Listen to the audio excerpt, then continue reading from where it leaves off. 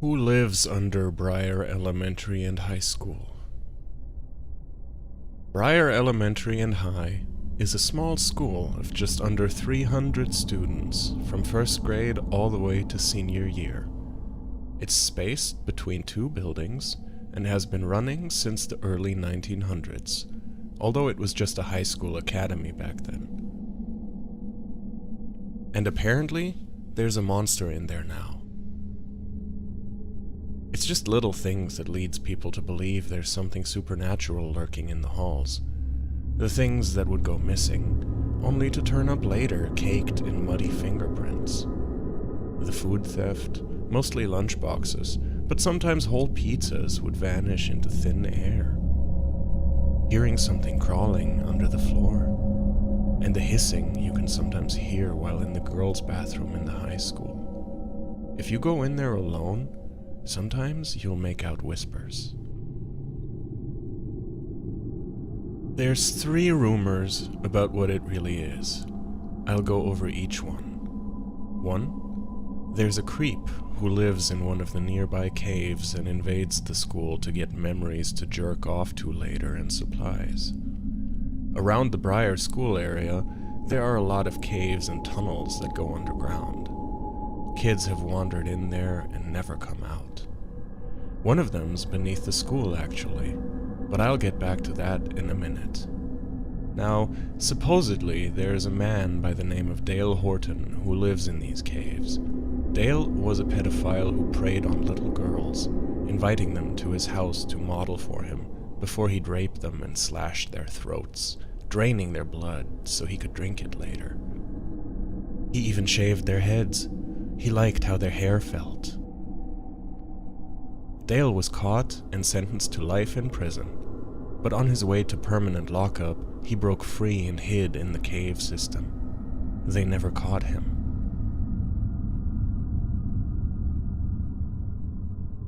However, I'm gonna have to break your hearts on this one. There's no Dale Horton. Dale Horton never existed. Seriously, I looked it up. No serial murder pedo either. The closest I can find to this sort of crime is a serial rapist that attacked 3 teenage girls before being caught.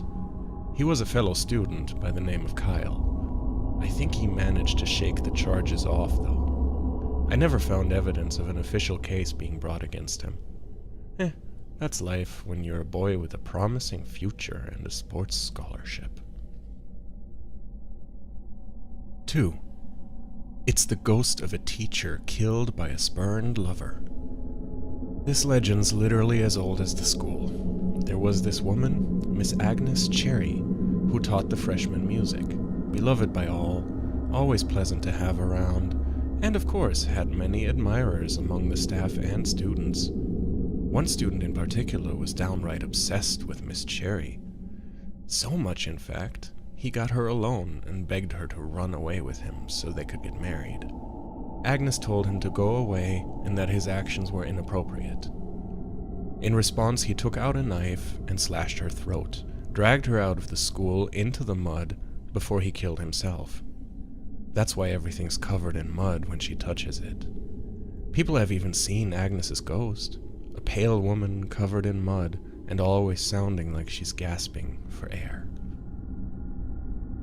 Okay, Agnes was actually real. So was her admirer. Her throat was slashed too, but she didn't die. Nope.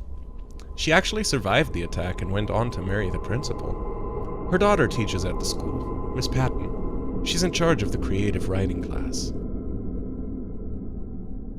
I'm 90% sure she made up the rumor that Agnes died just to get a kick out of the students' stories. There's one more. The one that has the least amount of detail. It's another ghost story about a girl who used to go to this school.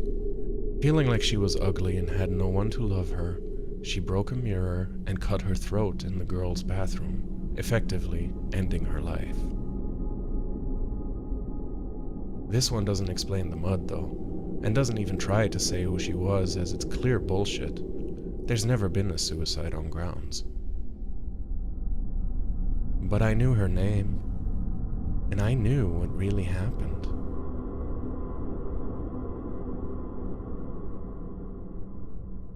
Samantha Bishop. That was her name. She was a sophomore. Her favorite color was teal. She liked pearl earrings. Her favorite food was lasagna. She loved Garfield, even had pajamas with his face on it. Avril Lavigne was her hero. She was saving her money to one day go to one of her concerts. But she also was socially awkward and suffered from a lack of self-esteem due to her glasses prescription giving her the appearance of having enormous, buggy eyes. This just made her a target for people who didn't bother to look past the book's cover. One girl in particular, and her friends. Audra Hart, Candace Whitfield, and Cindy Sweet. Audra was the ringleader. She used her nail polish to write nasty messages on Samantha's locker, knocked her things from her hands, would constantly talk shit about her right while she was in the room. One time, when she was on her period, Samantha bled through during class, and when Audra saw the red stain on the back of Samantha's pants, she screamed out loud about how filthy Samantha was. Filthy Sam.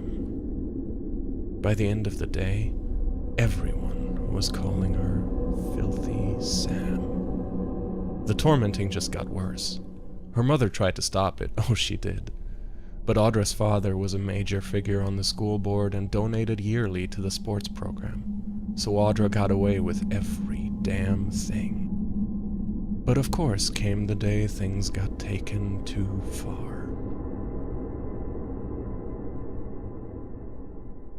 Typically, just before lunchtime, Samantha would go into the bathroom to just get away from the bullies for a few moments.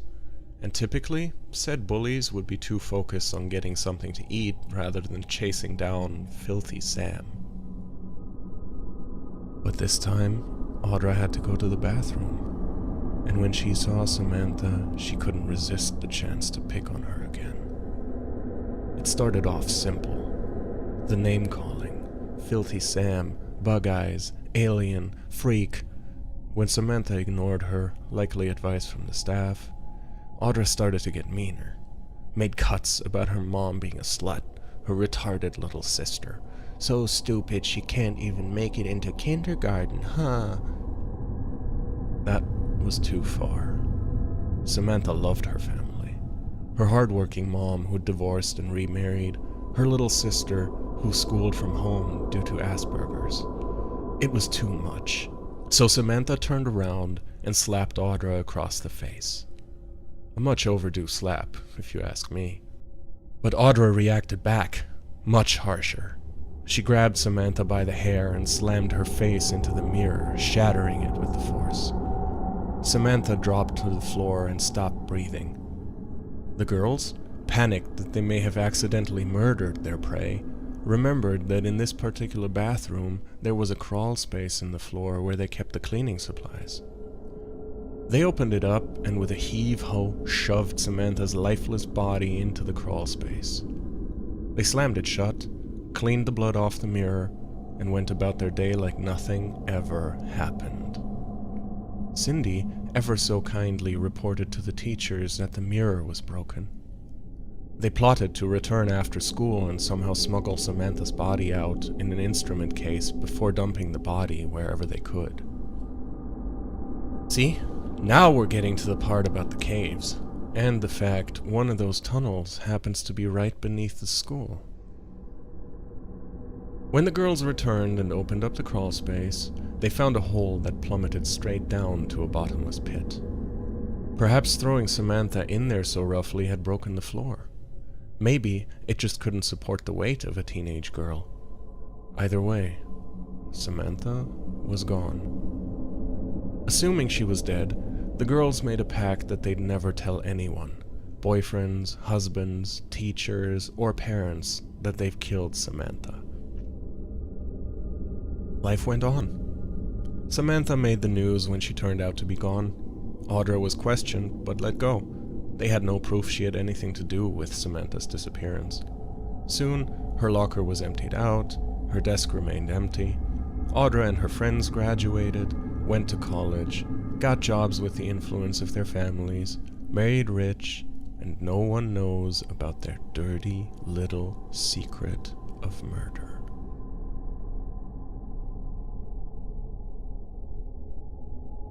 Samantha's mother became depressed but kept it together for the youngest child of hers, another daughter by the name of Patricia, Patty for short.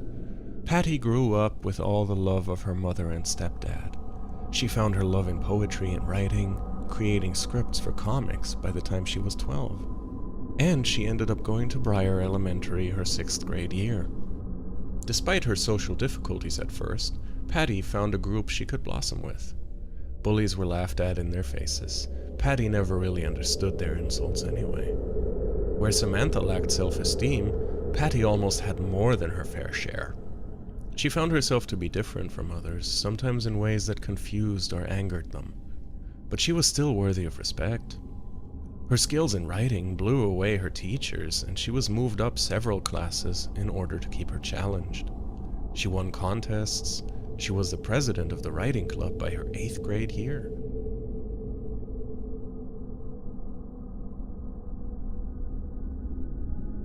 I've always found communication tricky, by the way.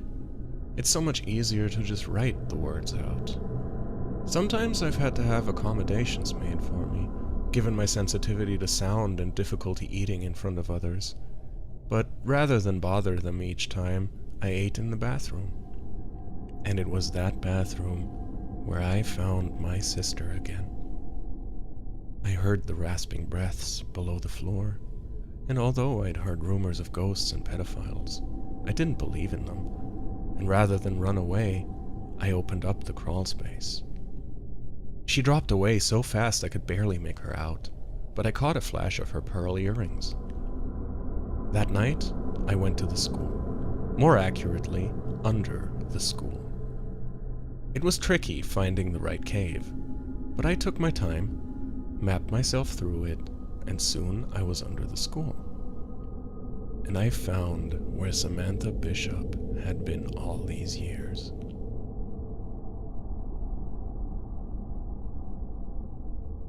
I wouldn't go as far as to say she's become primal, but after receiving the head injuries and being completely isolated for so long, I think it's safe to say she's lost her mind. She's several pounds underweight from a strict diet of rats, toads, and rainwater, has torn out most of her hair, and is now completely blind from living in near total darkness. She knows it's me, though. She knows my voice, my scent.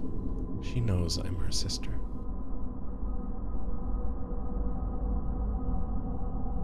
I haven't attempted to force her out from her squalor. I can barely get near her without her darting away, deeper into the caves. She had moments of clarity where she's told me what happened, but most of her vocalizations are hums and clicks of her tongue, similar to the croaking of the toads. I have helped her, though. Brought her blankets, clothes. Her uniform was nothing more than rags at this point. Brought her lasagna and other healthier food in attempts to give her more strength. I don't know what to do, though, anymore. Should I tell the police and force her from this nightmare she's been living in into a whole new one? Make her re-enter a society that tried to kill her? Besides, I can't explain away the fact that Cindy and Candace were found dead in their homes, their ribs gnawed on, innards ripped out, and their throats cut with the glass shards of mirrors. And I almost wish Audra hadn't moved out of town. It's going to be hard to hide Samantha so long in the back seat of my car.